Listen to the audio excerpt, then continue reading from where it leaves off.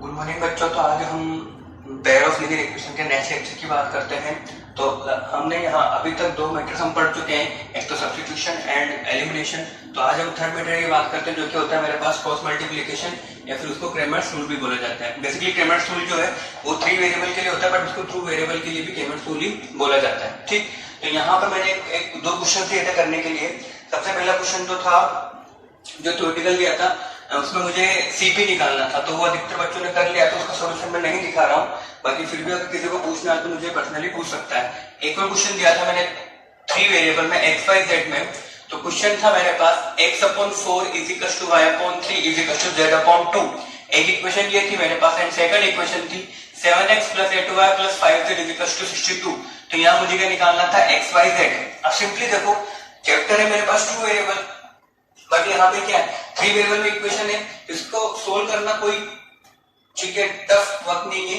जैसे हम 2 variable solve करते हैं उसी तरीके से हम इसको सोल्व कर सकते हैं। किस तरीके से, ठीक है देखो, इसका एक सोल्यूशन तो ये हो सकता है कि यहाँ पर देखो मेरे पास 3 वेरिएबल है एक्स वाई जेड।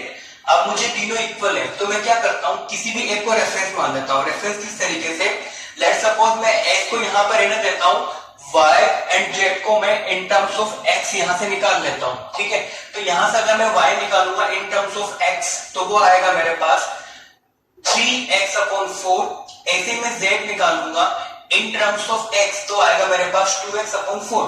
तो इन दोनों y एंड z को मैं यहां पुट कर सकता हूं। तो सिंपली इक्वेशन मेरे पास किस में आ गई, सिंगल वेरिएबल इन x। अब मैं इसको इजीली x में सोल्व कर सकता हूं। तो इसका एक मेथड मेरे पास ये हो सकता है, ठीक है, कि इस पूरी इक्वेशन को मैं किसी एक वेरिएबल में कन्वर्ट कर दूं, फिर इसको इजीली सोल्व कर दूं। एक मेथड ये हो सकता है इसका कि मैं क्या करूं, x/4 = y/3 = z/2। इसको कोई कांस्टेंट के बोल देता हूं। ठीक, इसको मैंने क्या बोल दिया, कोई कांस्टेंट के। तो यहां से मेरे पास अगर देखूं तो कंपेयर करने पे x 4 क्या आएगा, जब इसको इक्वल करूंगा y आएगा मेरे पास 3k एंड z आएगा मेरे पास 2k। ठीक है, अब मुझे x y z तीनों किसके टर्म में मिलेगा, इन टर्म्स ऑफ k।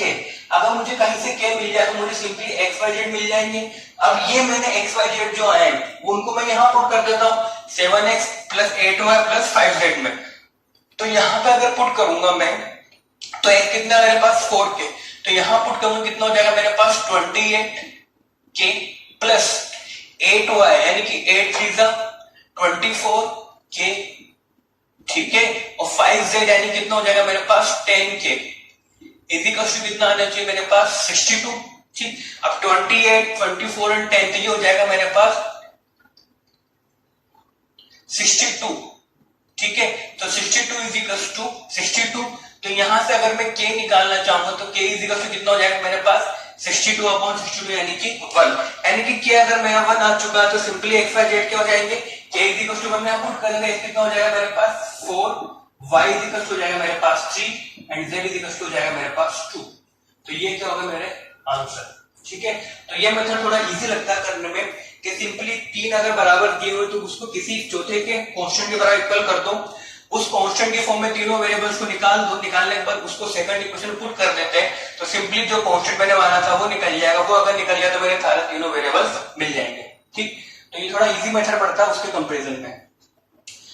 तो आज के बाद अगर कभी ऐसी इक्वेशन आए मैथ्स में कि 3 मुझे बराबर दिए हुए, 3 डिफरेंट इक्वेशन इस तरीके से इक्वल दिए, तो उसको किसी कांस्टेंट को k के इक्वल कर दो, तीनों वेरिएबल को इन टर्म्स ऑफ k निकाल दो, उससे नंबर ऑफ वेरिएबल्स मेरे कम हो जाएंगे। ठीक है, तो ये क्वेश्चन दिया था मैंने। अब बात करते हैं नेक्स्ट क्रॉस मल्टीप्लिकेशन मेथड के, जो कि हमारा नेक्स्ट मेथड है।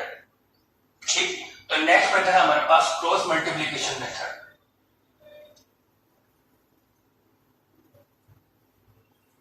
जो कि थोड़ा लेंथी है लेकिन अच्छा है। Next heading is cross multiplication method.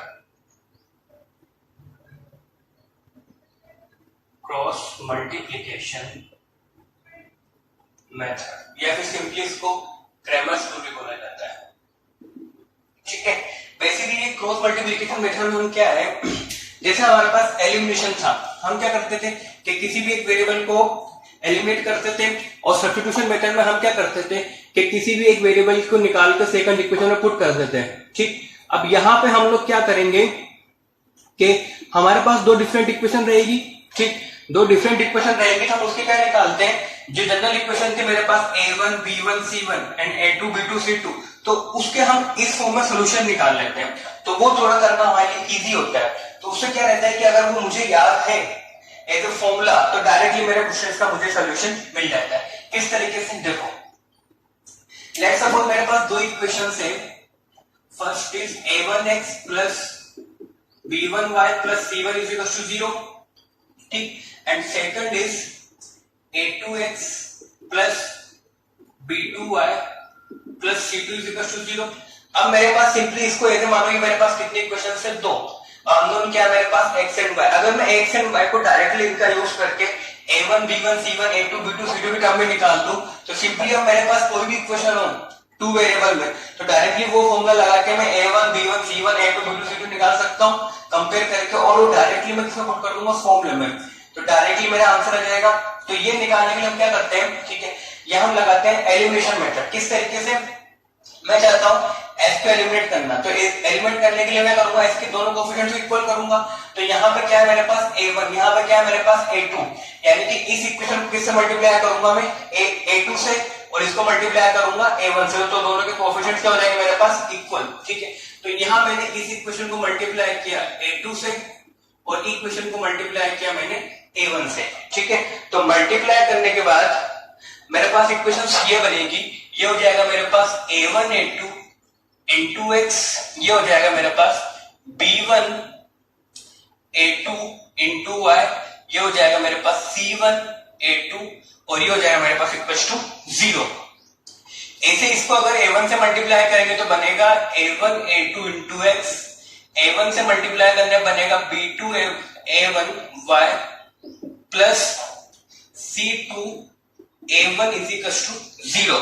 तो ये मल्टीप्लाई कर दिया मैंने, अब दोनों पे क्या कर दूंगा मैं सब्ट्रैक्ट, तो सब्ट्रैक्ट करूंगा तो मेरे कोएफिशिएंट ऑफ x क्या हो जाएंगे कैंसिल, तो ये माइनस माइनस, तो ये दोनों क्या होगा मेरे पास कैंसिल, तो कैंसिल हो गए। यहां से अगर मैं इन दोनों में से y कॉमन लूंगा तो y कॉमन लेने बनेगा मेरे पास b1 a2 minus b2 a1, ठीक है, यहां से आएगा plus c1 a2 minus c2 a1 is equal to 0।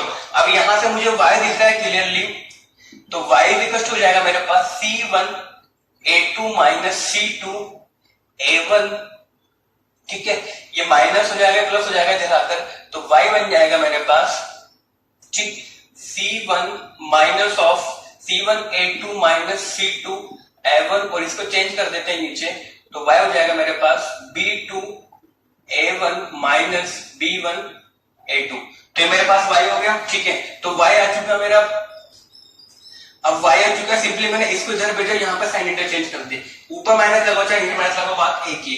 अब सिंपली ऐसे मैं x निकाल सकता हूँ, ठीक है, तो x निकालने के लिए अब किसको एलिमिनेट करना पड़ेगा मुझे, y को, तो y को एलिमिनेट करने के लिए इसको मल्टीप्लाई करना पड़ेगा b2 से एंड इसको मल्टीप्लाई करना पड़ेगा मुझे b1 से, तो इसको मल्टीप्लाई करते हैं b2 से, तो ये बनेगा मेरे पास a1 b2 x plus b1 b2 y plus c1 b2 is equal to 0, and इसको मल्टीप्लाई करता हूं मैं b1 से, तो b1 से मल्टीप्लाई करने बनेगा a2 b1 x plus b1 b2 y plus c2 b1 is equal to 0।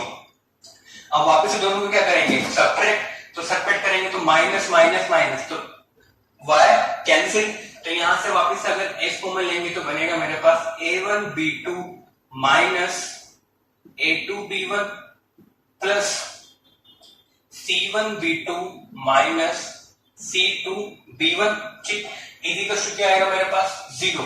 अब यहां से अगर मैं x निकालूंगा तो x इज इक्वल टू हो जाएगा मेरे पास c2 b1 minus c1 b2 upon this a1 b2 minus a2 b1, तो सिंपली मेरे पास x आ चुका है एंड y आ चुका है, तो ये होता है मेरे पास क्रॉस मल्टीप्लिकेशन मेथड, ठीक है।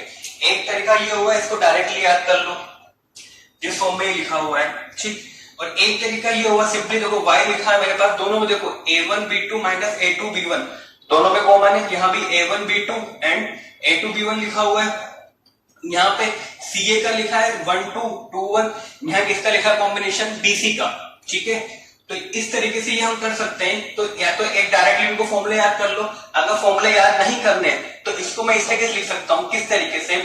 इसको क्या किया मैंने, इसमें कन्वर्ट किया, इसको मैं नीचे लेके आया, तो ये बनेगा मेरे पास y upon C1A2 minus C2A1 equals to हो जाएगा 1 अपॉन A1B2 माइनस A2B1। ठीक है, ऐसे यहां भी अगर मैं इसको नीचे लेके आता हूं तो ये बन जाएगा मेरे पास x upon B1 C2 minus B2 C1 equals to 1 upon A1B2 minus A2B1। ठीक है, तो ये हो गया मेरे पास। अब देखो x upon this equals to 1 upon A1B2 minus A2B1, ऐसे ही y upon this equals to 1 upon A1B2 minus A2B1। अब यहाँ पे दोनों इसके इक्वल है, तो सिंपली ये और ये भी क्या हो जाएंगे, इक्वल। तो इन दोनों से मैं ये रिजल्ट निकाल सकता हूं कि x upon this equals to this and equals to y equals to this. तो यहाँ पे मेरे पास बन जाएगा फाइनल रिजल्ट। तो इसको इजिकल्स टू बन जाता है मेरे पास ये y अपॉन, ये हो जाएगा मेरे पास C1A2 minus C2A1 equals to 1 upon A1B2 minus A2B1। तो ये मेरे पास एक फाइनल फॉर्म बन जाती है क्रॉस मल्टीप्लीकेशन मेथड की। ठीक है, चाहो तो तुम ये भी याद रख सकते हो या फिर ये भी। ठीक है, ये याद करना इजी रहता है, किस तरीके से बताता हूं मैं। तो ये मेरे ख्याल सबको क्लियर होगा। अब इससे क्या होता है, मेरे पास कोई भी लीनियर इक्वेशन इन 2 वेरिएबल हो, मैं इस फॉर्मूले का यूज करके उसके आंसर्स निकाल सकता हूं। ठीक, तो ये बना x upon B1 C2 minus B2 C1 equals to y upon C1A2 minus C2A1 and 1 upon A1 B1 B2 minus A2 B1। ये याद करना इजी होता है, किस तरीके से मैं बताता हूं। ठीक, तो अब ये इजी किस तरीके से होता है याद करने के लिए, देखो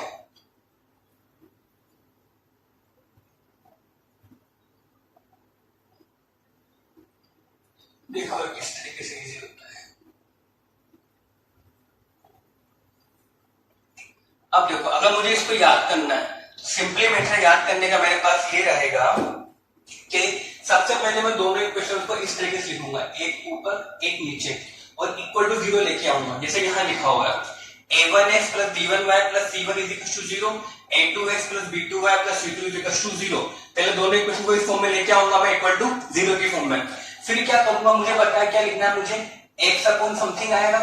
ठीक है, उसके बाद आएगा y अपॉन समथिंग, फिर आएगा मेरे पास 1 अपॉन समथिंग। ठीक है, अब कैसे करना है, जब मुझे x के नीचे कुछ कुछ लिखना है तो मैं क्या करूंगा, x को हाइड कर लूंगा, x के दोनों कोफिशिएंट्स को हाइड कर दूंगा। और हमेशा याद रखना है मुझे करना है क्रॉस मल्टीप्लिकेशन। क्यों? क्योंकि मेरा मेथड का नाम क्या है, क्रॉस मल्टीप्लिकेशन। ठीक है, इसको मैंने हाइड किया और हमेशा याद रखना मुझे कहां चलना है, आगे की तरफ। तो इसको अगर मैंने हाइड किया, मुझे क्या करना है, क्रॉस मल्टीप्लिकेशन, वो कहां बढ़ना है, आगे की तरफ। तो जैसे मैं क्रॉस मल्टीप्लाई करूंगा तो मेरे पास क्या आएगा, सबसे पहले b1, तो b1 का क्रॉस मल्टीप्लाई किससे होगा, मेरे पास c2 से। ठीक है, तो यहां लिखूंगा मैं b1 into c2 using cross multiplication, b1 into c2। अब आगे बढ़ना है, उसके बाद ये क्या बनेगा मेरे पास, यहां से आएगा c1 इंटू b2, यानी कि बन जाएगा मेरे पास b2 इंटू c1। ठीक है, ऐसे मुझे अगर y को निकालना है तो y निकालना है, तो y पे जो कोफिशिएंट को मैंने हाइड कर लिया, मुझे बढ़ना है आगे की तरफ, यानी कि मैं यहां से यहां जाऊंगा। तो ये मेरा हाइड हुआ, तो यहां से आएगा मेरे पास c1, तो c1 किससे मल्टीप्लाई होगा, a2 से, तो ये बनेगा मेरे पास c1 इंटू a2। ठीक है, माइनस वापिस से c2 into a1, c2 into a1। अब 1 क्या है मेरे पास, कांस्टेंट, तो कांस्टेंट के लिए इसको हाइड किया क्योंकि ये दोनों कांस्टेंट है, तो मल्टीप्लाई मुझे चलना है आगे तरफ, तो क्या लिखूंगा, a1 इंटू b2, तो यहां आएगा मेरे पास a1 into b2 minus b1 into a2। ठीक है, तो ये हो गया मेरे पास पूरा मेथड। इस तरीके से आप इसको फॉर्म कर सकते हैं। ठीक है, दोबारा देख लो मैंने किस तरीके से फॉर्म किया। मेरे पास दो इक्वेशंस थी, दोनों को मैंने इक्वेशन का फॉर्म लिखा, एक को ऊपर एक को नीचे। फिर मुझे ये लिखना है कि x अपॉन समथिंग होता है is equal to y upon something is equal to 1 upon something. तो वो निकालने के लिए क्या किया मैंने, 3 वेरिएबल्स लिखे, x upon is equal to y upon and 1 upon. x के लिए लिखने के लिए मैंने जो x के कोएफिशिएंट्स थे उनको हाइड किया। क्या करना है मुझे? क्रॉस मल्टीप्लिकेशन एंड आगे बढ़ना है। तो b1 into c2 minus c1 into b2, ठीक है। y के लिए y को हाइड किया, मुझे बढ़ना है आगे, a से मत जाना, यहां से बढ़ना है। c1 into a2 minus c2 into a1 और 1 अपॉन के लिए कांस्टेंट को हाइड किया तो क्या हो जाएगा? a1 into b2 minus b1 into a2। तो ये मेरे पास क्या है? क्रॉस मल्टीप्लिकेशन मेथड, ठीक है। ये मेथड बेसिकली काम आता है जब मुझे कोई ऐसा इक्वेशन मिल जाए जिसको सॉल्व करने मुझे दिक्कत हो रही है, इसके कोएफिशिएंट्स थोड़े टफ हो या फिर कैलकुलेशन थोड़ी लेंथी लगे, तो उसको मैं डायरेक्टली यहां इस मेथड को निकाल सकता हूं। अब मुझे अगर x निकालना है तो इसको इक्वल कर दूंगा, तो मेरा x निकल जाएगा, y निकालने के लिए इसको इक्वल कर दूंगा। तो ये होता है मेरे पास क्रॉस मल्टीप्लिकेशन मेथड, ठीक। तो अब आगे बढ़ते हैं, इस मेथड के एप्लीकेशन की बात करते हैं, इसको किस तरीके से अप्लाई करना होता है, ठीक। देखो इसके क्वेश्चन,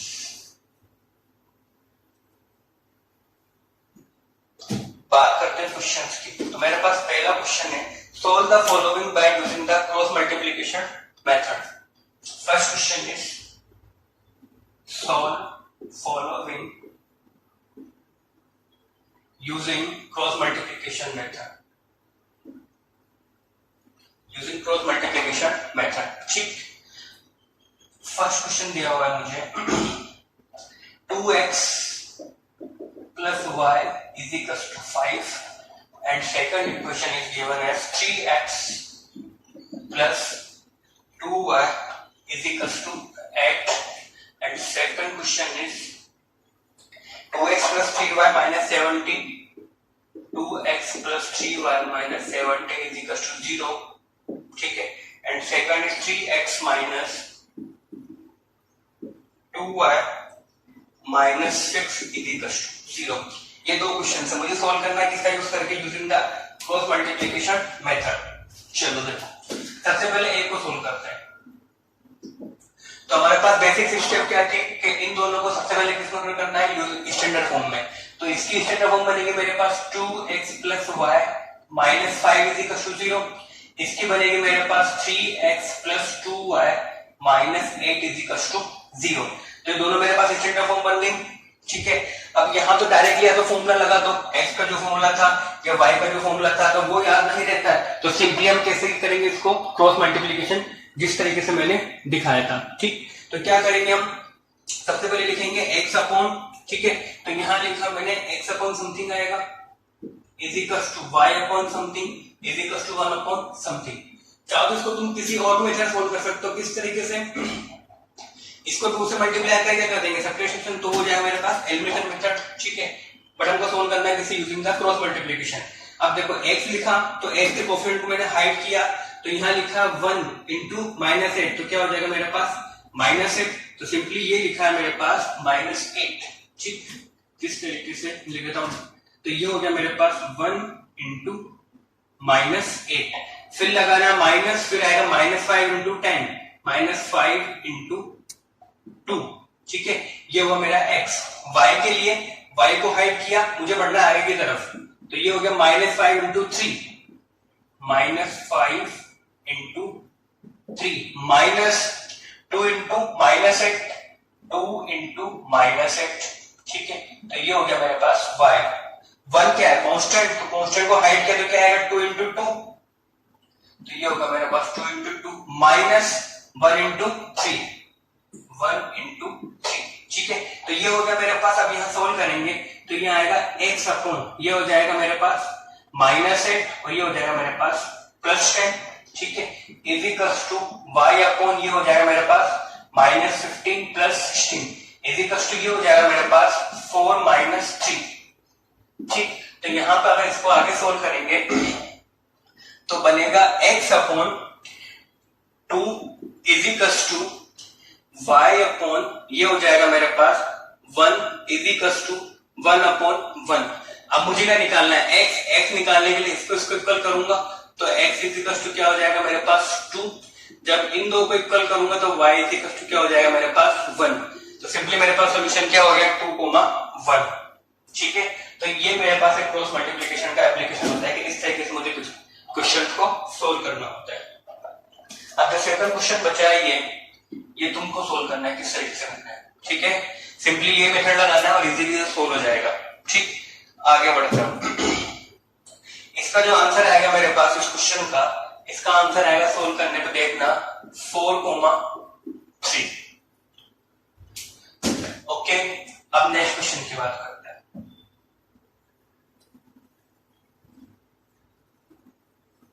बेसिकली जो क्वेश्चन में दिखाया है ना, x = y = जो क्रॉस मल्टीप्लिकेशन मेथड है, यही सेम प्रोसेस लगता है 3 वेरिएबल के लिए, ठीक है। वहां भी यही स्टेप्स होती है, बट वहां जो अपन ने 1 लिखा है वहां पर जाता है z नया कांस्टेंट जो होता है मेरे पास, तो वहां भी इसलिए किसी प्रोसेस होती है इसकी। अब बात करते हैं नेक्स्ट क्वेश्चन। नेक्स्ट क्वेश्चन है मेरे पास, फाइंड द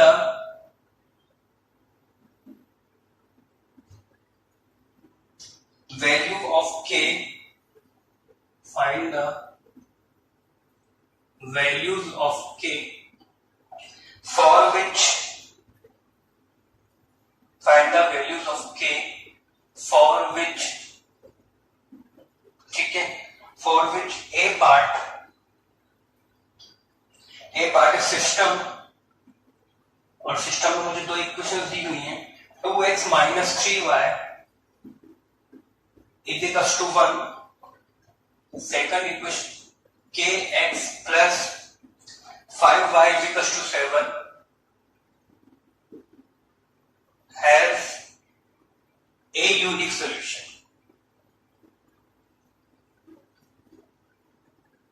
ठीक है। इसी का बी पार्ट है मेरे पास,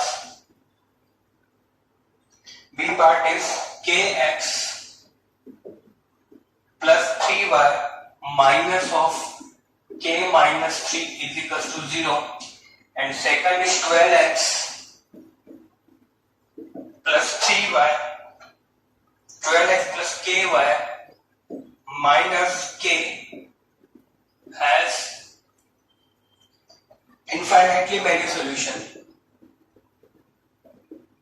infinitely many solution, ठीक है। And C part is 3x + y = 1, and second equation is 2k - 1 into x plus k - 1 into y = 2k + 1 has no solution, has no solution, ठीक है। तो 3 पार्ट से मुझे k की वो वैल्यूज निकालनी है। मेरे पास a पार्ट का जो सिस्टम है उसके क्या हो जाए मेरे पास यूनिक सॉल्यूशन हो जाए, सेकंड है मेरे पास उसके क्या हो जाए मेरे पास इनफाइनाइटली मेनी सॉल्यूशन हो जाए, एंड थर्ड है मेरे पास उसके मेरे पास क्या हो जाए नो सॉल्यूशन, ठीक है। तो हमने इन तीनों की कंडीशन देखी हुई थी स्टार्टिंग में कि मेरे पास यूनिक सॉल्यूशन, नो सॉल्यूशन है, इनफाइनाइटली मेनी सॉल्यूशन की क्या कंडीशन होती है, ठीक है। और वन बाय वन सबको सोल्व करते हैं। ए पार्ट को अगर मैं स्टैंडर्ड इक्वेशन में कन्वर्ट करूं तो ये बनेगा मेरे पास 2x - 3y - 1 = 0, एंड ये हो जाएगा मेरे पास kx + 5y - 7 = 0। अब मुझे बोला सिस्टम में क्या होना चाहिए इसके इन यूनिक सॉल्यूशन, यानी कि इसका केवल एक ही पॉइंट ऑफ इंटरसेक्शन आना चाहिए, यानी कि ये दो लाइन है मेरे पास, इनके केवल एक ही मेरे पास पॉइंट ऑफ इंटरसेक्शन आना चाहिए। तो उसकी कंडीशन क्या थी मेरे पास a1/a2 is not equal to b1/b2, यानी कि यहाँ कंडीशन बनेगी मेरे पास a1/a2 is not equal to b1/b2, ठीक। अब इसको सिंपली कंपेयर करके a1 a2 b1 b2 निकाल सकते हैं। तो कंपेयर करेंगे मेरे पास तो a1 कितना आएगा मेरे पास 2, ठीक है। a1 हो गया मेरे पास 2, a2 कितना आएगा मेरे पास a2 आएगा मेरे पास k is not equal to b1 कितना आएगा मेरे पास -3 एंड b2 आएगा मेरे पास 5, ठीक है। यानी कि 2/k is not equal to -3/k। अगर ये कंडीशन होती है तो इसके क्या होंगे मेरे पास यूनिक सॉल्यूशन, ठीक है। इससे क्या मिलेगा मुझे कंडीशन फॉर यूनिक सॉल्यूशन, ठीक है। तो अब यहाँ पे अगर मैं k निकालू क्रॉस मल्टीप्लाई करूं तो ये हो जाएगा मेरे पास -3k is not equal to 10, cross multiply किया तो k is not equal to -10/3, यानी कि k मेरा -10/3 के इक्वल नहीं हो सकता। यानी कि के की इस वैल्यू के अलावा कुछ भी मेरे पास के हो जाए तो उसके क्या आएंगे मेरे पास यूनिक सोल्यूशन आएंगे। ठीक है, यानी कि के मेरा इसके इक्वल नहीं हो सकता -10/3। इसके अलावा के चाहे कुछ भी हो जाए पूरे रियल नंबर सिस्टम में तो उससे क्या मिलेंगे मुझे इसके यूनिक सोल्यूशन मिलेंगे, बट के इसके इक्वल नहीं होना चाहिए। तो मेरे पास सिंपली आंसर तो लिखूंगा तो k इज इक्वल टू हो जाएगा मेरे पास ऑल रियल नंबर एक्सेप्ट -10/3। तो इसके मुझे क्या मिल जाएंगे एक यूनिक सोल्यूशन मिल जाएंगे, क्योंकि k अगर मेरे पास -10/3 हो गया तो दोनों क्या हो जाएंगे मेरे पास इक्वल।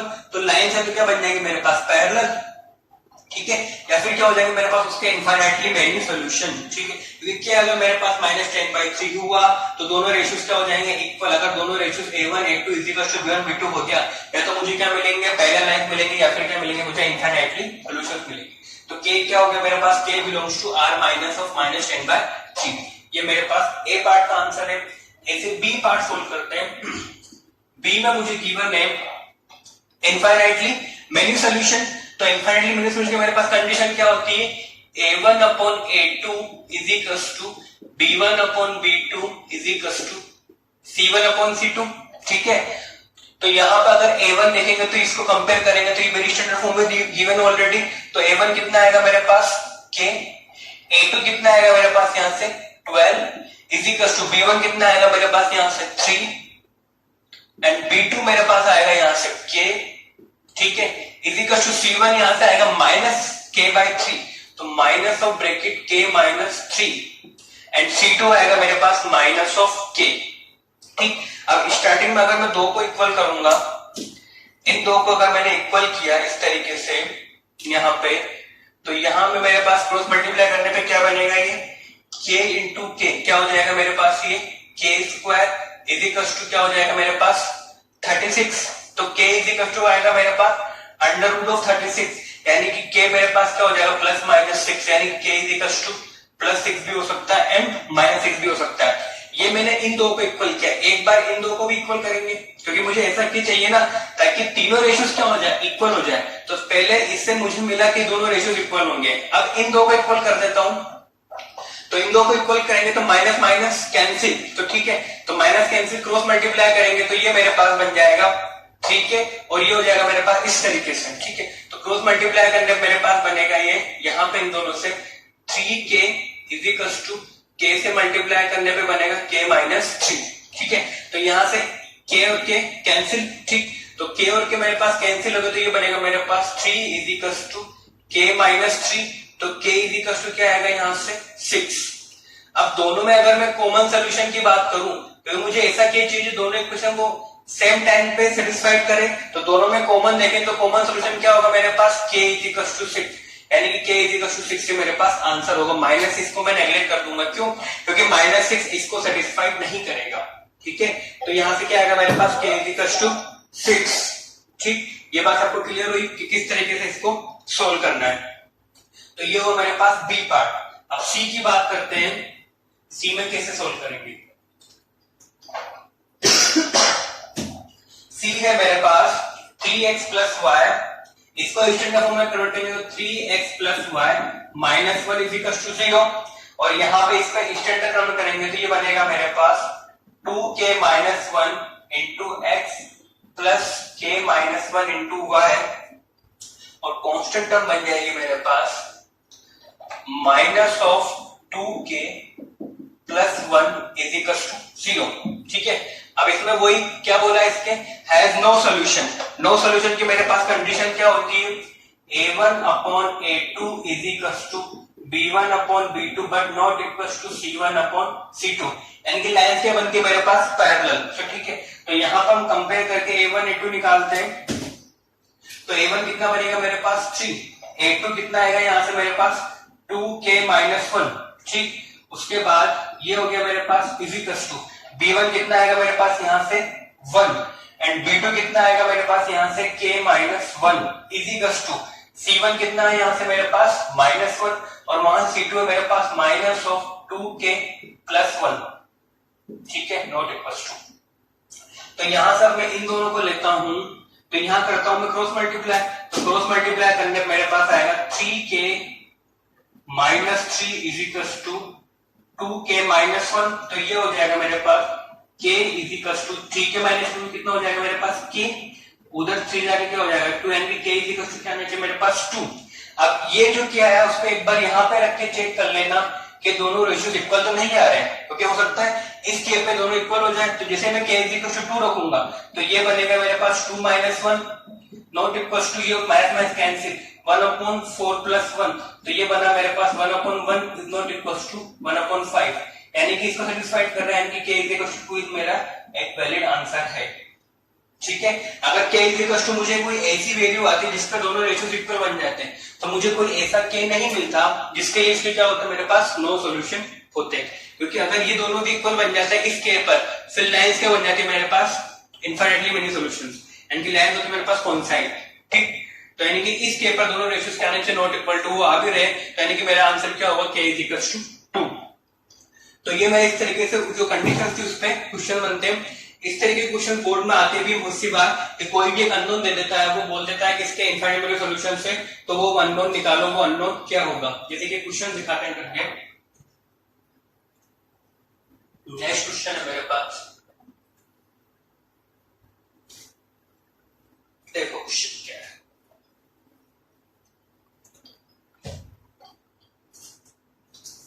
क्वेश्चन है मेरे पास, find the values of alpha and beta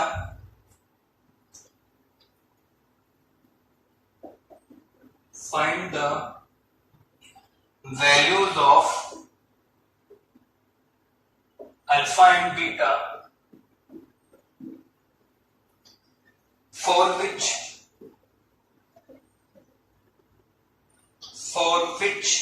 the following system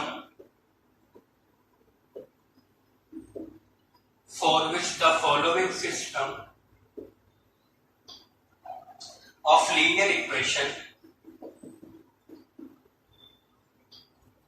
has infinite number of solution। ठीक है, तो मुझे अल्फा बीटा की वो वैल्यूज निकालनी जिसके लिए इसके सिस्टम के मेरे पास क्या हो इनफाइनाइट सॉल्यूशंस हो। अब मुझे सिस्टम गिवन है, first equation is 2x, first equation is given as 2x plus 3y is equals to 7, and second equation is 2 alpha x plus alpha plus beta into y is equals to 28। तो ये मुझे अब question है मेरे पास, find the values of alpha and beta for which the following system of linear equation has infinite number of solutions, यानी कि ये मेरे पास सिस्टम दिया है, क्योंकि दो इक्वेशन से तो मुझे अल्फा एंड बीटा की वो वैल्यूज निकालनी है जिससे सिस्टम का मेरे पास क्या हो जाए इनफाइनाइट नंबर ऑफ सॉल्यूशंस हो जाए। तो मुझे पता है कि इनफाइनाइट नंबर ऑफ सॉल्यूशन की कंडीशन होती है मेरे पास a1/a2 is equals to b1/b2 is equals to c1/c2, ये कंडीशन होती है। तब यह दोनों इक्वेशंस को मैं स्टैंडर्ड फॉर्म में कन्वर्ट करके a1 a2 b1 b2 c1 c2 निकाल लूंगा।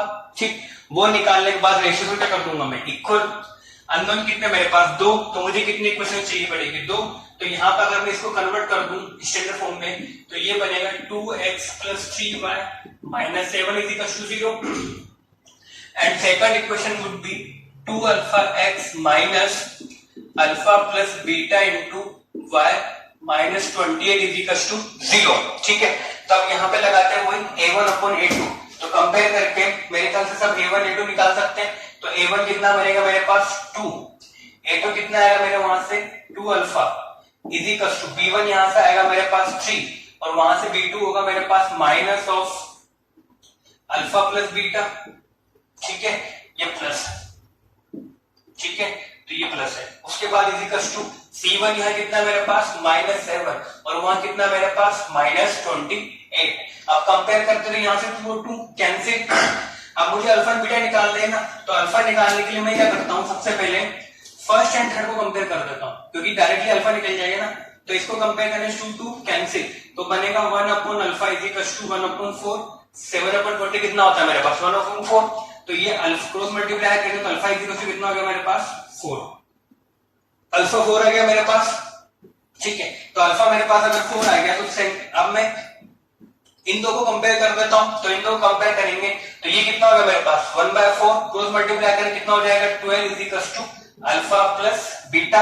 अल्फा कितना है मेरे पास 4, तो 12 is equal to 4 plus beta, तो बीटा कितना हो जाएगा मेरे पास 8, यानी कि alpha is equal to 4 and beta is equal to 8 पर इस इक्वेशंस के मेरे पास क्या होंगे इनफाइनाइटली मेनी सॉल्यूशन होंगे, क्योंकि इन दो वैल्यूज पर मेरे पास लाइंस का बनेगी कॉन्साइड्स, तो क्या होंगे मेरे पास इनफाइनाइट नंबर ऑफ सॉल्यूशन, यानी कि a1 upon a2 is equal to b1 upon b2 is equal to c1 upon c2 होगा। तो ये क्वेश्चन जो है 2001 में आया था, ठीक है, एग्जाम में।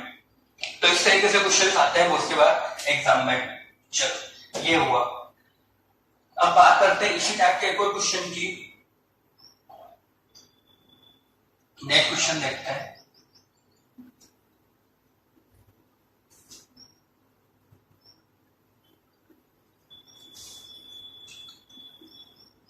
नेक्स्ट क्वेश्चन है मेरे पास, determine the value of k, question number 4, determine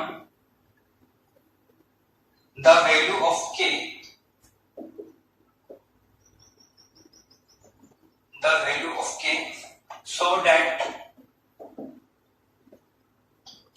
the following linear equation has no solution, so that the following system has no solution।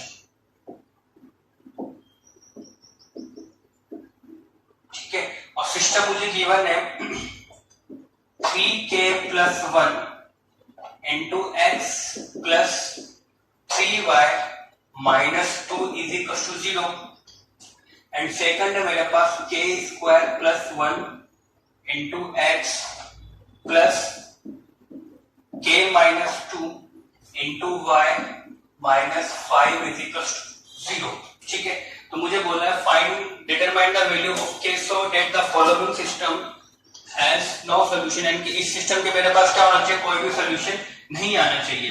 System के क्या होना चाहिए मेरे पास नो सॉल्यूशन, यानी कि लाइंस के बाद नीचे मेरे पास पैरेलल, अगर लाइंस पैरेलल है तो मुझे पता है कंडीशन होती है a1 upon a2 is equal to b1 upon b2 is equal to c1 upon c2 not equal to c1 upon c2। तो यहाँ पे सिंपली ये मेरे पास सेकंड फॉर्म में गिवन है, तो यहाँ कंपेयर करके मैं अगर a1 निकालूंगा तो a1 बनेगा मेरे पास 3k plus 1, फिर ये होगा मेरे पास k square plus 1 is equal to b1 होगा मेरे पास 3 एंड b2 होगा मेरे पास k माइनस 2, c1 होगा मेरे पास माइनस 2 एंड c2 होगा मेरे पास माइनस 5। ठीक है, तो यहाँ पर अगर मैं इन दोनों को इक्वल करूंगा तो क्रॉस मल्टीप्लाई करने से मेरे पास बनेगा ये 3k plus 1 into k minus 2 is equals to 3 into k square plus 1। ठीक है, तो यहाँ पर अगर ब्रैकेट्स को ओपन करेंगे तो मेरे पास बनेगा 3k स्क्वायर, ठीक है, minus of 6k plus k minus 2 is equal to हो जाएगा 3k स्क्वायर प्लस 3, तो 3k स्क्वायर कैंसिल, माइनस इसके प्लस के कितना हो जाएगा मेरे पास minus 5k is equal to कितना हो जाएगा मेरे पास 5, तो k इज इक्वल टू आएगा मेरे पास माइनस k, बट इस k पर ये रेशियोज क्या नहीं होनी चाहिए, नॉट इक्वल टू, तो ये बन जाएगा मेरे पास 3 upon minus 3 is equal to हो जाएगा मेरे पास 2/5 नॉट इक्वल टू 2/5, तो ये मेरे पास -1 इज नॉट इक्वल टू 2/5, यानी कि ये रेशियोज मेरे पास इक्वल नहीं आ रहे हैं, यानी कि जो मैंने k निकाला है वो क्या मेरे पास करेक्ट है। अगर लेट सपोज k मेरे पास कुछ ऐसा आता जिससे दोनों रेशियोज क्या हो जाते हैं इक्वल, तो वो मेरे पास एक सॉल्यूशन नहीं होता। क्यों? क्योंकि उस कंडीशन में मेरे पास b1 upon b2 is equal to c1 upon c2 हो जाता, जो कि क्या है मेरे पास इनफाइनाइटली मेनी सॉल्यूशंस की कंडीशन है। यहाँ पे बेसिकली 3k स्क्वायर क्वाड्रेटिक थी, बट वो फैक्टर कैंसिल हो गया, तो यहाँ मुझे एक ही सोल्यूशन मिला। अगर लेट सपोज यहाँ k में क्वाड्रेटिक बनती और मुझे k के दो रूट्स मिलते हैं, तो दो रूट्स डिफरेंट मिलने पर मुझे उनमें से केवल एक ही ऐसा सोल्यूशन लेना पड़ता जो इस कंडीशन को फुलफिल करता है। क्या दोनों भी हो सकते थे, यानी कि अगर उनमें से अगर कोई ऐसा k होता इस पे दोनों रेशियोज अगर इक्वल हो जाता तो मुझे उसको नेग्लेक्ट करना पड़ता, मुझे केवल k की वही वैल्यू लेनी होती जिसमें से रेशियोज क्या होने चाहिए, नॉट इक्वल टू होना चाहिए। अगर किसी k पर क्वाड्रेटिक अगर होती है तो दो रूट्स होते हैं, किसी k पर अगर रेशियो दोनों इक्वल बन रहे होते हैं तो मुझे उसको नेग्लेक्ट करना पड़ता, क्योंकि उस k पर दोनों रेशियोज अगर इक्वल है तो मेरे पास क्या बन जाएंगे, इनफाइनाइटली मैनी सॉल्यूशंस की कंडीशन बन जाएगी। ठीक है, तो ये तो तो बात हुई कुछ, अब आगे बात करते हैं कुछ इकोनॉमिक्स की कुछ फॉर्मूले जो तुम्हें पता भी होगा, जैसे कि सबको पता होगा distance is equals to speed into time, ठीक है। और एक और चीज होती है मेरे पास downstream and upstream, तो वो देखो क्या होता है। तो नोट, सबसे पहला नोट लिखता हूं यहाँ पे, सबको पता होगा यहाँ पे distance is equals to speed into time, ठीक है। डिस्टेंस को अगर मैं डी से लिखूं, स्पीड को अगर मैं वी से लिखूं, टाइम को डी इक्वल्स टू क्या बनेगा मेरे पास वीटी। स्पीड को तुम एस लिख सकते हो, डिस्टेंस को एस, जैसे तुम्हारा नोटेशन रहेगी डी इक्वल्स टू वीटी, ठीक है। सेकंड अगर बात करूं मैं अप स्ट्रीम डाउन स्ट्रीम क्या होता है, लेट्स सपोज ये मेरे पास कोई स्विमिंग पूल है या फिर कोई रिवर है, यहाँ मेरे पास इस तरीके से वाटर फ्लो हो रहा है, लेट्स सपोज मैंने इस स्ट्रीम की स्पीड बोल दी y, ठीक है। तो मैं लिख देता हूं speed of stream is y, speed of stream is equal to y kilometre per hour, ठीक है। ये किसकी स्पीड है मेरे पास, स्ट्रीम, यानी कि इस रेट से मेरे पास वाटर फ्लो हो रहा है। अब यहाँ लेट सपोज कोई मेरे पास बोट है, ठीक है। तो इस बोट के मेरे पास दो कंडीशन बनेगी, या तो बोट की स्पीड और स्ट्रीम की स्पीड क्या होगी इन द सेम डायरेक्शन, या फिर ऐसा होगा जो बोट है उसकी स्पीड क्या होगी अपोजिट टू द स्ट्रीम। तो लेट्स अप अगर बोट की स्पीड बोल देता हूं मैं x इन स्टिल वाटर, ठीक है, यानी कि बोल देता हूं नेक्स्ट में speed of boat in still water is equal to x kilometre per hour, यानी कि जब बिल्कुल पानी रुका हुआ है उस टाइम पे बोट की स्पीड, खुद की स्पीड कितनी बोल ली x। अब यहां मेरे पास दो केस बनते हैं, अगर बोट की स्पीड और स्ट्रीम की speed are in the same direction, की दोनों की डायरेक्शन क्या है मेरे पास सेम है, यानी कि मेरे पास बोट भी उस डायरेक्शन में जिस डायरेक्शन में स्ट्रीम फ्लो हो रही है। तो लेट्स सपोज यहाँ पे मेरे पास कोई ग्राउंड है, यहाँ पे कोई पर्सन अगर खड़ा हुआ है तो उसको क्या दिखेगा कि बोट के पास एक तो खुद की स्पीड ऐसे ही से, साथ में उसके पास स्पीड ऑफ स्ट्रीम भी है, क्योंकि पानी भी तो उसको बाहर आया ना अपनी स्पीड से। तो बेसिकली इसके रेस्पेक्ट में इसके पास स्पीड क्या हो जाएगी, बोट के पास x खुद की speed plus y speed of the stream, यानी कि इसको बोला जाता है डाउन स्ट्रीम। तो यहां लिख सकता हूं speed of boat in down stream, यानी कि जब दोनों की डायरेक्शन क्या हो सेम हो, speed of boat in downstream is equal to क्या हो जाएगा x प्लस y, किसके रेस्पेक्ट में, विद रेस्पेक्ट टू ग्राउंड, क्योंकि ग्राउंड के रेस्पेक्ट में ये बोट एक तो खुद की speed plus speed of stream के साथ में ऐड हो जाएगी। ये तो हुआ जब दोनों की स्पीड क्या हो इन द सेम डायरेक्शन, अगर इसकी डायरेक्शन अपोजिट होता है, जैसे y अगर x यहां पर हो जाए, इसकी जो स्पीड है अपोजिट टू द स्ट्रीम, तो यहाँ पे क्या होगा, ये बोट जाना चाहेगी इधर की तरफ, बट स्ट्रीम जो इसको इधर की तरफ लेके आएगी, तो दोनों का रिजल्टेंट जो रहेगा, अगर बोट की स्पीड मेरे पास ज्यादा है तो ये कुछ, जैसे मान लो इसकी स्पीड है मेरे पास 5 और इसकी स्पीड है मेरे पास 2, तो बोट 5 किलोमीटर आगे जाएगी, लेकिन स्ट्रीम उसको वापस से 2 किलोमीटर पीछे की तरफ लेके आएगी। क्यों, क्योंकि उसका फ्लो इस तरफ से, तो रिजल्टेंट कितना होगा, वो कितना चलेगी मेरे पास 3 किलोमीटर, यानी कि इसकी स्पीड जो हो जाएगी वो जाएगी मेरे पास x minus y with respect to this person. तो यहां मेरे पास लिख सकता हूं speed of boat in upstream, यानी कि दोनों के स्पीड क्या है मेरे पास अपोजिट डायरेक्शन पे, is equal to x minus y, but condition है x ग्रेटर देन y, जब x की स्पीड मेरे पास ज्यादा होगी, यानी कि स्पीड ऑफ बोट मेरे पास क्या होनी चाहिए ग्रेटर देन, तो ही वो आगे की तरफ जाएगी, अगर इसकी स्पीड कम होगी तो ये अपना फिर फ्लो होती रहेगी, ठीक है। तो ये यानी कि डाउन स्ट्रीम मेरे पास स्पीड होती है x plus y and up stream मेरे पास स्पीड होती है मेरे पास x माइनस y, कंडीशन मेरे पास बोट की स्पीड क्या होनी चाहिए, ज्यादा होनी चाहिए। तो ये कुछ बेसिक से जिसमें क्वेश्चन बनते हैं, और इस पे बेसिकली बहुत से और क्वेश्चन आता भी है डाउन स्ट्रीम और अप स्ट्रीम में बोर्ड में डायरेक्टली 3 या 4 मार्क्स का, ठीक है। तो ये बात याद रखना। अब नेक्स्ट क्वेश्चन की बात करते हैं। नेक्स्ट क्वेश्चन है मेरे पास, देखो क्या है,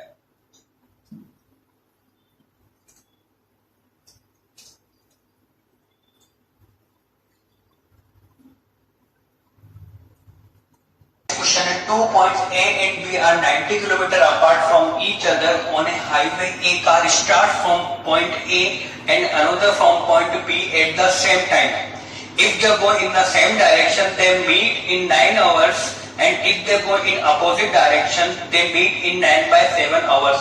Find their speed. ठीक है, तो इस तरीके से क्वेश्चन लैंग्वेज बेस्ड क्वेश्चन होते हैं जो बहुत सी बार एग्जाम में डिफरेंट एग्जाम आते रहते हैं। अब देखो इस क्वेश्चन का पहले डायग्राम बनाते हैं। किस तरीके से 2 points A and B are on a highway, यानी कि मेरे पास 2 पॉइंट है A and B, ठीक है, दोनों मेरे पास हाईवे पॉइंट्स हैं, ठीक है। अब कितने डिस्टेंस गिवन दोनों के बीच में, दे आर 90 किलोमीटर अपार्ट, यानी कि AB की जो लेंथ है मेरे पास कितनी गिवन है, 90 kilometre.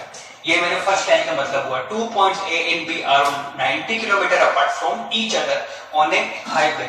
Next, a car starts from point A. Let's suppose यहाँ से कोई एक कार स्टार्ट होती है, and another from B, and second car मेरी कहाँ से स्टार्ट होती है, point B से, ठीक है।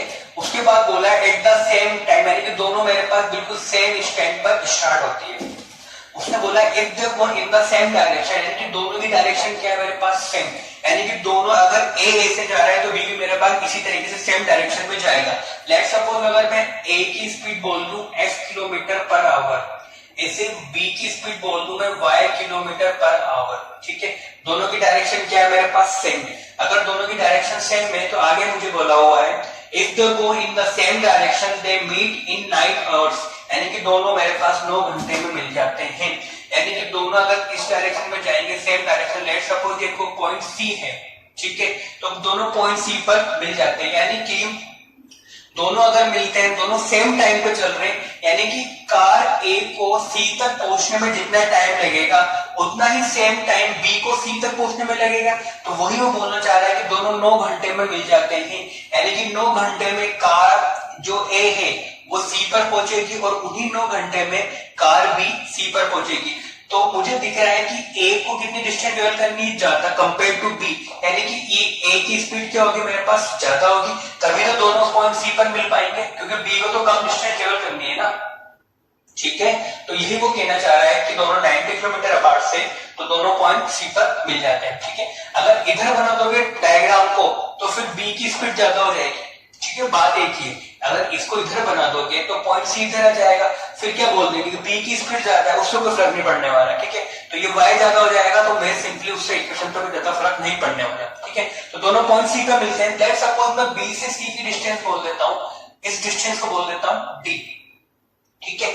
अगर मैं पॉइंट ए की बात करता हूं, ठीक है, अब यहां पर मुझे बोला हुआ है, अब ए की स्पीड क्या बोलनी मैंने, x kilometre per hour, and B की बोलनी मैंने y किलोमीटर पर आवर। अगर मैं पॉइंट ए की बात करता हूं, ठीक है, अब मैं ए की बात करता हूं, कार ए की बात करते हैं पॉइंट ए से, तो कार ए में मेरे पास कितनी डिस्टेंस ट्रेवल करेगी, 90 प्लस डी, 90 तो ये एंड डी एक्स्ट्रा, तो पॉइंट ए के लिए मेरे पास जो डिस्टेंस हो जाएगी कार ए के लिए कितनी हो जाएगी, 90 प्लस डी, ठीक है। और टाइम जो लग रहा है इसके लिए, टाइम कितना लग रहा है, 9 आवर्स, ठीक है। अब मुझे पता है क्या लगाना है, मुझे distance is equals to speed into time. तो डिस्टेंस मेरे पास में फॉर्मूला लगा रहा हूं, डिस्टेंस, ठीक है, is equals to speed into time, ठीक है। ये फॉर्मूला लगा रहा हूं, तो डिस्टेंस कितनी मेरे पास 90 प्लस डी, ठीक है, डिस्टेंस हो गई मेरे पास 90 प्लस डी।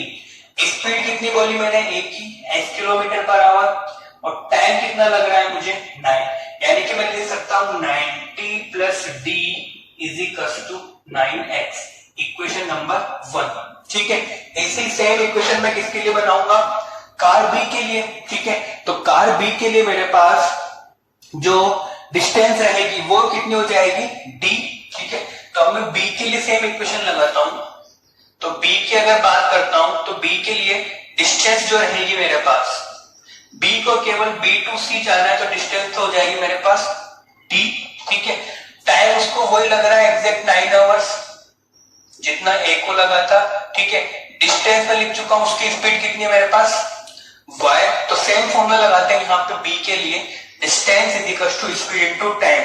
तो डिस्टेंस है मेरे पास बी के लिए डी, स्पीड मैंने बी की कितनी बोली y, और टाइम कितना लगा मुझे 9 आवर्स, ठीक है, तो मेरे पास d इज इक्वल टू क्या हो गया 9y, इक्वेशन 2। ठीक है, अब 90 plus d is equal to 9x and d is equal to कितना मेरे पास 9y, तो इस d को मैं यहां पुट कर सकता हूं, तो यहां पे पुट करने पे मेरे पास मैं लिख सकता हूं फ्रॉम इक्वेशन 1 एंड 2। ठीक है, फ्रॉम इक्वेशन 1 एंड 2 तो मैं लिख सकता हूं 90 प्लस d। ठीक है, 90 प्लस d, d कितना है मेरे पास 9y इज इक्वल टू कितना मेरे पास 9x। अब पूरे को अगर मैं 9 से डिवाइड कर दूंगा तो ये बन जाएगा मेरे पास 10 plus y is equal to x, equation number 3। तो ये इक्वेशन कब बनेगी, जब मेरे पास दोनों कार में चलती होंगे सेम डायरेक्शन। ठीक है, तो मेरे पास एक इक्वेशन आ गई। अब मुझे x एंड y में एक और इक्वेशन चाहिए, तो सेकंड केस मुझे बोला है they meet it and if they go in the opposite direction they meet in 9/7 hours, यानी कि दोनों अगर अपोजिट डायरेक्शन में जाएंगे तो कितने घंटे मिलते हैं 9/7 आवर्स में। अब अपोजिट डायरेक्शन की बात कर लें, तो अपोजिट डायरेक्शन में क्या होगा मेरे पास, इस डायग्राम में थोड़ा चेंजेस होगा। किस तरीके से, अभी भी डिस्टेंस मेरे पास वही है 90 दोनों के बीच में। अब दोनों को अगर अपोजिट डायरेक्शन में चलना है तो दोनों की स्पीड क्या हो जाएगी एक दूसरे की तरफ, यानी कि यहाँ पर अब मेरे पास जो स्पीड रहेगी, एक की स्पीड तो रहेगी यहाँ पे वही s kilometre per our, b की स्पीड जो रहेगी वो हो जाएगी इधर, नहीं तभी दोनों अपोजिट पे लाएंगे, एक इधर जाएगा और एक इधर आएगा। ठीक है, तो b की स्पीड जाएगी मेरे पास y किलोमीटर पर आवर। ठीक है, दोनों के बीच डिस्टेंस कितनी मेरे पास अभी भी 90, तो यहां से लेके यहां तक मेरे पास डिस्टेंस है 90 किलोमीटर। ठीक, तो ये मेरे पास डिस्टेंस अभी भी 90 किलोमीटर है। अब दोनों अगर अपोजिट डायरेक्शन में यहाँ पे किसी पॉइंट लेट सपोज डी पे मीट कर रहे हैं, ठीक है, तो डी पे मीट कर रहे हैं, तो लेट सपोज मैंने इसको बोल दिया बीडी की डिस्टेंस को d1, ये पूरा कितना है मेरे पास 90, ये पूरा 90 है, तो कितना बचेगा मेरे पास 90 माइनस d1। ठीक है, ए से बी पूरा 90 है, मैंने बी टू डी पॉइंट पर दोनों कार मीट कर रही है, तो इसको बोल दिया मैंने d1, तो ये कितना बचेगा मेरे पास 90 माइनस d1। अगर मैं पॉइंट ए की बात करूं तो पॉइंट कार ए को कितना चलना पड़ेगा 90 माइनस d1 एंड कार भी कितना चलेगी d1, तो वही सेम इक्वेशन पॉइंट ए पे लगाते हैं। तो पॉइंट ए के लिए मेरे पास डिस्टेंस कितनी है 90 माइनस d1। ठीक है, स्पीड मैंने कितनी बोली x, टाइम कितना लग रहा है अब 9/8 आवर्स, 9/7 आवर्स। ठीक है, 9/7, तो यहां भी वही फॉर्मूला लगाएंगे क्या, distance is equals to speed into time. ठीक है, तो डिस्टेंस कितनी है मेरे पास 90 माइनस d1। ठीक है, तो डिस्टेंस हो गए मेरे पास 90 माइनस d1। स्पीड कितनी बोली मैंने कहा है कि x, स्पीड तो अभी भी x ही रहेगी, एंड टाइम कितना लग रहा है मुझे 9/7, तो मेरे पास इक्वेशन बन गई 90 minus d1 is equal to 9x/7, equation number 4। ठीक है, तो ऐसे ही मैं पॉइंट बी के लिए इक्वेशन बनाऊंगा। ठीक है, तो पॉइंट बी के लिए मेरे पास डिस्टेंस कितनी हो जाएगी d1। ठीक है, तो पॉइंट बी के लिए मेरे पास अगर सेम इक्वेशन लगाता हूं, तो पॉइंट बी की अगर बात करता हूं मैं, तो पॉइंट बी के लिए मेरे पास जो डिस्टेंस रहेगी वो कितनी हो जाएगी डिस्टेंस d1। ठीक है, टाइम तो मुझे अभी वही लग रहा है p को 9/7, यानी कि 9/7 आवर्स में कार डी पॉइंट डी पे पहुंचेगी और सेम टाइम में कार है पॉइंट डी पर आएगी, तो टाइम कितना लग रहा है 9/7। तो सेम यही फॉर्मूला लगा रहा हूं मैं, distance is equal to speed into time. Distance कितनी है मेरे पास d1 is equal to speed कितनी है y, और टाइम कितना लग रहा है 9/7, तो d1 कितना आ गया मेरे पास 9/7। ठीक है, तो इस d1 को अगर मैं यहां पुट कर दूं, तो यहां पुट करने में मेरे पास क्या बनेगा, ये हो जाएगा मेरे पास 90 माइनस d1 कितना है मेरे पास 9y/7 is equal to s कितना है मेरे पास 9x/7। ठीक है, तो ये गिवन है, वापिस इसको मुझे देखना है 9 से डिवाइड कर देंगे तो ये कितना हो जाएगा मेरे पास 10 माइनस 9 से डिवाइड करने पे हो जाएगा ये y/7, और ये हो जाएगा मेरे पास x/7। ठीक, यहां तक कोई दिक्कत नहीं है। इसका अगर मैं 7 एलसीएम ले लूं तो ये बन जाएगा मेरे पास 70 minus y is equals to x। तो ये हो गया मेरे पास इक्वेशन नंबर 5। अब मेरे पास अननोन क्या है, x एंड y। तो दो इक्वेशन, दो अननोन इजीली सोल्व कर सकते हैं। ठीक है, यहां मैंने क्या को एलसीएम ले लिया 7। अब देखो यहां भी x is equal to 10 plus y और यहाँ x is equal to 70 minus y। तो दोनों इक्वेशन से बोल सकता हूं मैं इक्वेशन 3 एंड 5 से बोल सकता हूं मैं क्या, कि 10 plus y is equal to लिख सकता हूं 70 माइनस y, लिख सकते हैं। तो ये हो जाएगा मेरे पास 2y इज इक्वल टू 60। तो y इज इक्वल टू कितना आ जाएगा मेरे पास 30 किलोमीटर पर आवर, यानी कि speed of the car from the point B at the point B is 60 kilometre per our. अब y आ गया, इस y को यहां पुट कर देंगे तो 10 प्लस y कितना मेरे पास 30 इज इक्वल टू कितना हो जाएगा x, यानी कि x आएगा मेरे पास 40 किलोमीटर पर आवर, यानी कि पॉइंट A पर जो कार की स्पीड है वो कितनी होगी मेरे पास 40, यानी कि x कितना होगा मेरे पास 40 kilometre per hour and y कितना होगा मेरे पास 90 किलोमीटर पर आवर। तो ये मेरा क्वेश्चन है कि दोनों की स्पीड निकाल दी मैंने, ये क्वेश्चन था फाइंड द स्पीड। ठीक, तो सिंपली एक बार मैं रिवाइज करूं किससे कैसे किया। पहले मुझे बोला था if they go in the same direction then they meet in 9 hours, यानी कि दोनों अगर एक डायरेक्शन चलते हैं, यानी कि A भी इधर जाएगा B भी इधर, तो वो कितने टाइम में मिलते हैं 9 आवर्स में। तो वहां पे मैंने वो फॉर्मूला लगाया, पॉइंट A की distance is equal to speed into time, और इसके लगा तो उससे मुझे इक्वेशन मिलती है ये वाली 10 plus y is equal to x। जब दोनों अपोजिट डायरेक्शन में जाएंगे तो सिंपली वो कहीं बीच में मीट करेंगे, तो पॉइंट D बोल दिया मैंने, D बोल दिया। तो सेम एक बार पॉइंट A के लिए इक्वेशन लगाई तो इक्वेशन बनेगी ये, ऐसे B के लिए तो मेरे पास ये दोनों इक्वेशन से बोल सकता हूं मैं ये। तो ये 9 से डिवाइड करने मेरे पास हो जाएगा 70 minus y is equal to x। अब दो इक्वेशन दो नॉन, तो सिंपली दोनों को इक्वल कर दिया। अब यहाँ पे तुम चाहो जो मेथड लगाओ, सब्स्टिट्यूशन लगाओ, एलिमिनेशन लगाओ, क्रॉस मल्टीप्लिकेशन लगाओ, जो तुमको सूटेबल लगता है, जो इजी लगता है। ऐसे कंपलसरी नहीं किसी मेथड से करना है। ठीक है, सिंपली यहाँ x दिख रहा था, यहाँ भी x दोनों को मैंने इक्वल कर दिया। y कितना होगा मेरे पास 30, y 30 तो x कितना होगा मेरे पास 40। तो इस तरीके से मेरे पास वर्ड प्रॉब्लम बनती है जो कि सबको सोल्व करना आना चाहिए। ठीक है, मैं एक क्वेश्चन होमवर्क दे रहा हूं, नेक्स्ट क्वेश्चन होमवर्क दे रहा हूं एक। ठीक है, क्वेश्चन है मेरे पास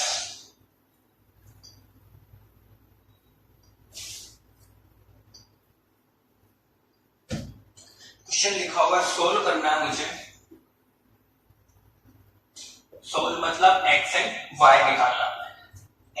3 into bx plus ay is equal to a minus 6b and second equation is 3 into ax plus minus by is equals to minus of 6a plus b।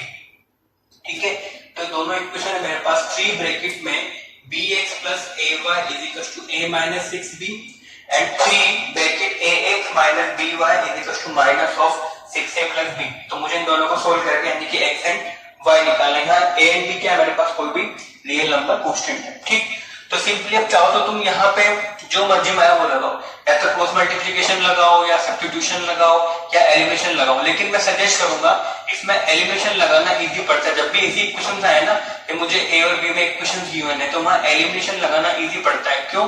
क्योंकि किसी भी एक कांस्टेंट को पकड़ लो, वेरिएबल को ले लो, जैसे मैंने x को ले लिया तो यहाँ पे मेरे पास कोएफिशिएंट वैल्यू कितना मेरे पास 3b और यहाँ कितना मेरे पास 3 है। तो सिंपली अगर इस इक्वेशन को मैं a से मल्टीप्लाई कर दूं, इसको b से मल्टीप्लाई कर दूं, तो मेरे पास सिंपली x तो खत्म, क्या बचेगा y, जिसको मैं इजीली निकाल सकता हूँ। ऐसे ही जब मुझे y मिल जाएगा तो y का पुट करके मैं x निकाल सकता हूँ। तो एलिमिनेशन लगाना इजी रहता है। क्रॉस मल्टीप्लिकेशन से भी क्वेश्चन हो जाता है बट थोड़ी कैलकुलेशन ये बढ़ जाती है। ठीक है, तो एलिमिनेशन लगाना इसमें सही रहता है। तो इसका सबको आंसर निकालना है, यहाँ पे इसका आंसर क्या आता है। ठीक, तो एनसीईआरटी 3.3 हम कल 3.3 में होमवर्क दे चुका था, तो नेक्स्ट होमवर्क पे 3.4। ठीक है, सबको एनसीईआरटी 3.4 सोल्व करनी है। बाकी डीबीबी वगैरह देता हूँ आज और कुछ। बाकी मैंने होमवर्क दिया था सबको, उसमें मैंने डेट लिखी थी किस डेट तक सबको होमवर्क मुझे सबमिट करना है व्हाट्सएप पे। तभी मेरे पास केवल 2 या 3 लोगों को होमवर्क आया है, बाकी लोग सबमिट कर दें ताकि मुझे पता लगे कौन होमवर्क कर रहा है कौन नहीं कर रहा है। ठीक, और ये क्वेश्चन सोल्व करते हैं। बाकी इसके बाद अब आता है मेरे पास ऐसी इक्वेशंस जो दिखने में लीनियर नहीं होती पर उसको मैं लीनियर में कन्वर्ट कर सकता हूँ। तो हमारा नेक्स्ट टॉपिक यही है कि हम दिखने में लीनियर नहीं है पर उसको किस तरीके से लीनियर बना सकते हैं वो। जैसे कि लेट्स सपोज मेरे पास लिखा हुआ है 2/a plus 3/b is equal to 6 और सेकंड लिखिए मेरे पास 3/a plus 2/b is equal to 7। ये दो इक्वेशंस लगी है, ठीक है। अगर मैं इसको a और b में दो इक्वेशंस बोलूं तो देखो ये दिखने में लीनियर नहीं है मेरे पास। सिंपली अगर मैं यहाँ x लिख दूं, यहाँ y लिख दूं तो अपॉन x वाली और अपॉन y वाली मेरे पास लीनियर छोड़ना होती है, बट इसको मैं लीनियर बना सकता हूँ। किस तरीके से? जो 1/x दिख रहा है ना, ये जो मेरे पास 1/x दिख रहा है, ये 1/y दिख रहा है, ये 1/x, ये 1/y, इसको सिंपली कुछ बोल देते हैं। जैसे 1/x को अगर मैं a बोल दूं तो क्या बन जाएगा 2a, 1/y को मैं b बोल दूं तो क्या बन जाएगा 2b, ऐसे ये 3a 3b।